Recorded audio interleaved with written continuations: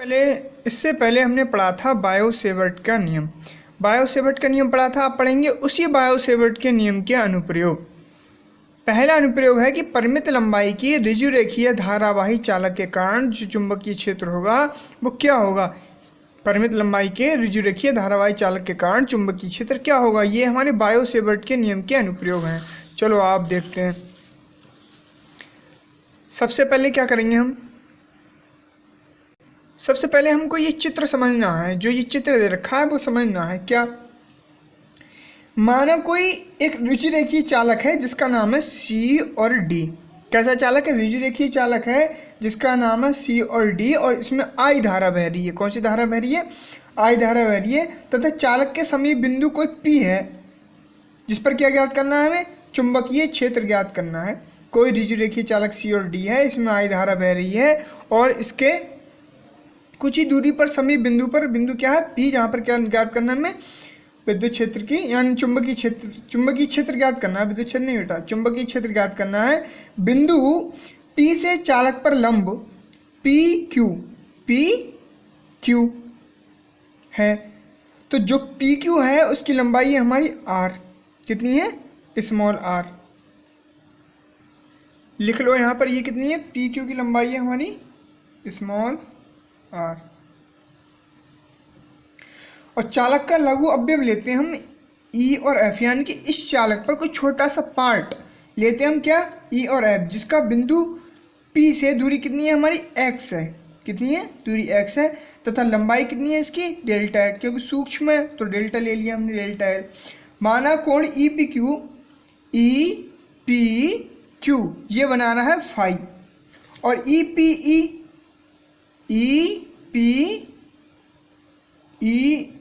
F P E ये बना रहा है डेल्टा फाई।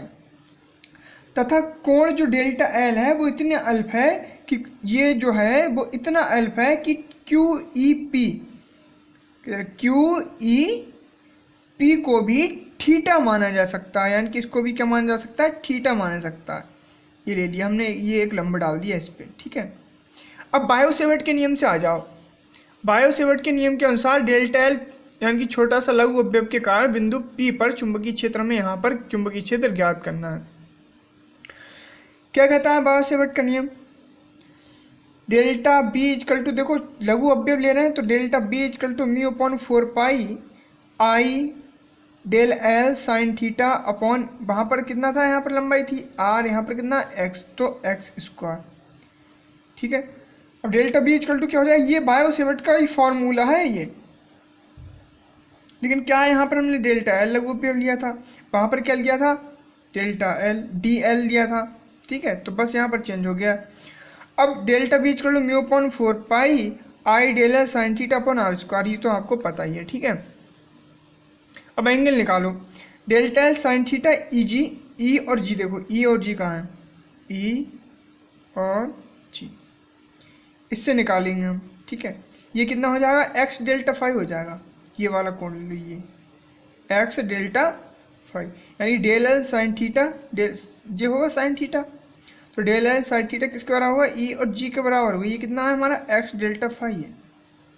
तो डेल्टा बी इक्वल टू कितना है, यानी कि इसकी जगह हम डेल्टा एल साइन थीटा की जगह क्या रख सकते हैं? एक्स डेल्टा फाई रख सकते हैं हम।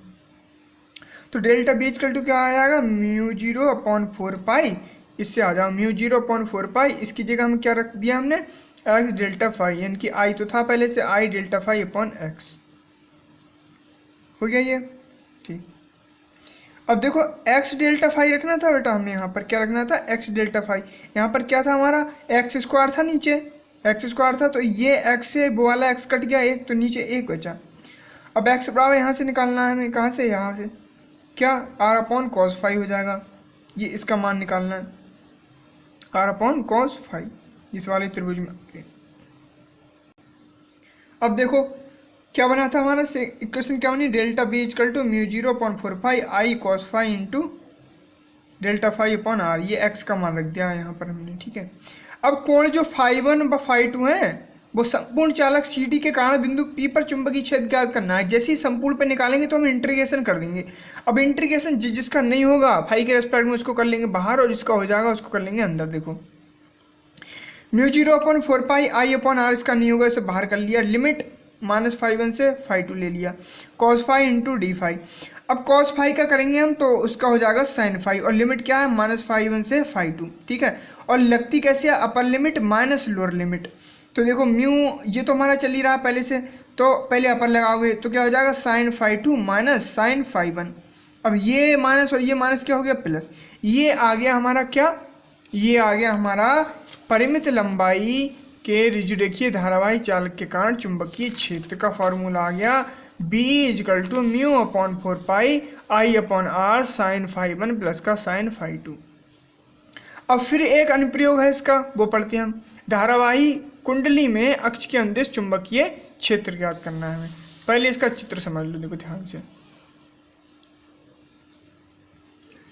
देखो माना एक जो है, एक हमारी वृत्ताकार कुंडली है जिसकी त्रिज्या है हमारी a। कितनी है हमारी a त्रिज्या है। इसमें I धारा प्रवाहित हो रही है। कौन सी धारा प्रवाहित हो रही है, I धारा इसमें क्या हो रही है, प्रवाहित हो रही है। माना कुंडली की अक्ष कुंडली के केंद्र से x दूरी पर, जहाँ यहाँ पर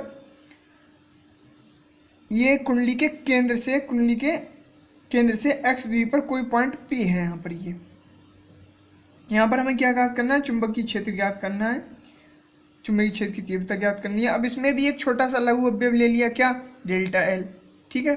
अब कुंडली में पहले हमने एक सीधे ऋजुरेखीय चालक में लिया था, अब कोई कुंडली में एक छोटा सा पार्ट ले लिया, इसे ए मान लिया, इसे बी मान लिया, इसे ए डैश मान लिया, इसे बी डैश मान लिया, ठीक है।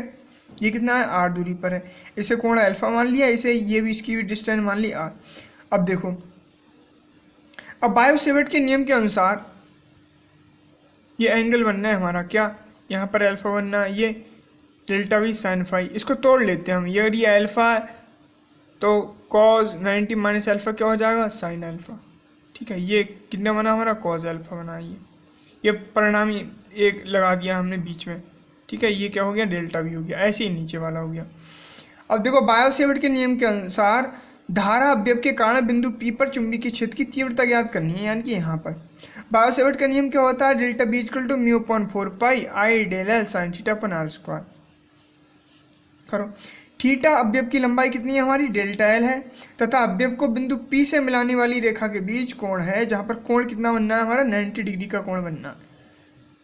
तो डेल्टा B = क्या हो जाएगा, μ/4 I del L sin theta 90 upon R square, बीच की दूरी है। अब साइन 90 का मान कितना होता है, 1 रख दिया, 1 से मल्टीप्लाई करोगे ये आएगा, ठीक है।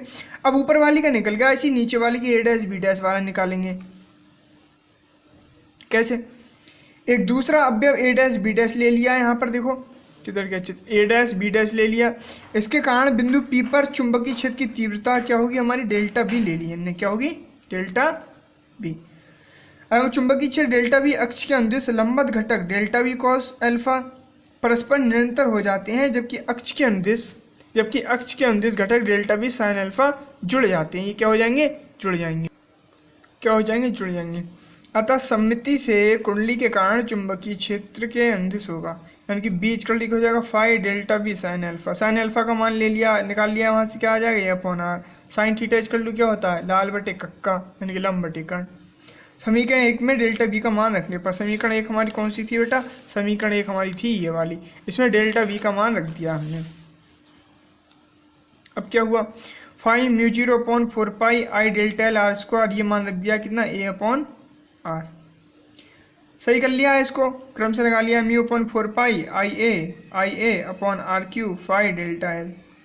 अब जो फाई डेल्टा एल जो है, अब जो हमारा फाई डेल्टा एल है, ये कुंडली की क्या है, लंबाई है, कुंडली की लंबाई है कि 2πa। तो r = क्या हो जाएगा हमारा, a square plus x square 1/2 होता है, कर्ण का स्क्वायर आधार का स्क्वायर प्लस लंब का स्क्वायर। इसका जो स्क्वायर इधर पहुंचा दिया, ऐसे घात पे चढ़ गया। ये b हमारा क्या आया था, μ0/4 यानी कि फाई डेल्टा एल की जगह क्या रखना है, 2π ये रखना है, वहाँ पर रख दो। तो 2π I a स्क्वायर और r की जगह ये रख दो, a square plus x square power कितनी हो जाएगी, 3/2। क्यों, क्योंकि r q तो है ही पहले से, और पावर कितनी है, 1/2, तो कितनी हो गई, 3/2। B = हमारा क्या हो जाएगा, देखो ये पाई से पाई कैंसिल हो जाएगा, 2 दूनी 4, यानी कि यहाँ पर क्या बचेगा, 2 बचेगा, और क्या बचेगा, a square plus x square power 3/2 power कितनी हो जाएगी हमारी 3/2। अब ये आगे हमारा फॉर्मूला यदि n फेरे कहे कि यदि कुंडली में n फेरे हों तो प्रत्येक फेरा b के लिए सहयोग करेगा, तो क्या हो जाएगी, इससे n से मल्टीप्लाई हो जाएगी, यानी कि यहीं पर क्या हो जाएगी, n से मल्टीप्लाई हो जाएगी। फिर आएगा फॉर्मूला, कुछ नहीं करना है, यहाँ पर सिर्फ n से मल्टीप्लाई हो जाएगी, बाकी सॉल्व कर लेना। जब सॉल्व करोगे तो आ जाएगा μ0 ni² 2a² + x² पावर 3/2। ये आ गया हमारा कब, जब वृत्ताकार धारावाही कुंडली में अक्ष के अनुदिश चुंबकीय क्षेत्र निकालना है, किसके नियम अनुसार, बायो-सेवर्ट के।